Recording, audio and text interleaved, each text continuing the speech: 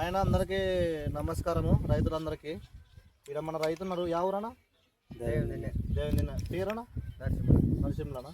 ఎన్ని ఎకరాలు వేసినావు పత్తి? 8 ఎకరాలు వేసినావు. ఇది ఇప్పుడు ఇది ఎన్ని ఎకరాలన్నా? ఇది ఎకరన్నర. మరి ఎకరన్నరకి మందు ఏది తీసుకున్నావు? ఫస్ట్ ఏది కొట్టినావు? ఒక్కదాను.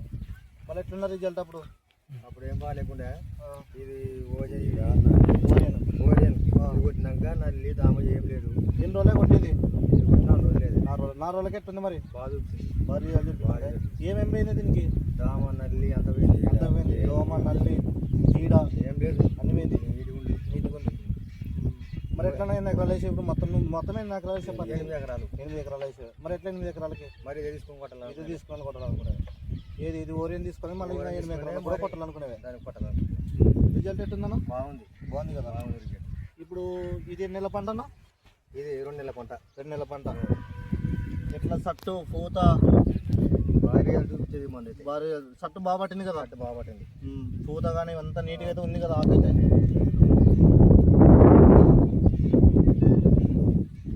ఇదే ఏమన్నా నీకు చేయను ఎట్లా బాగా అనిపించింది? బాగా అనిపించింది. దానికి 8 ఎకరాల కొట్టాలి. 8 ఎకరాలకి ఇంకా.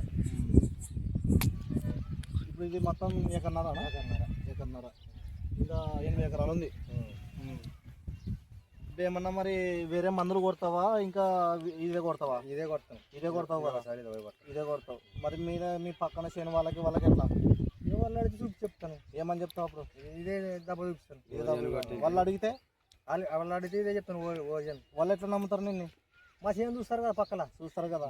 అప్పుడు చెప్పు వాళ్ళకి కూడా ఇది బాగుంది రిజల్ట్, నల్లి దోమ పేను అన్ని పోయినవి, అంతా బాగుంది అని చెప్పనా? చేను చూసి అడుగుతారు. అప్పుడే వాళ్ళు అడుగుతారు. వాళ్ళే చేను నువ్వు ఏ మందు కొట్టేవని వాళ్ళు అడుగుతారు. అప్పుడు ఏం చెప్తావు మరి?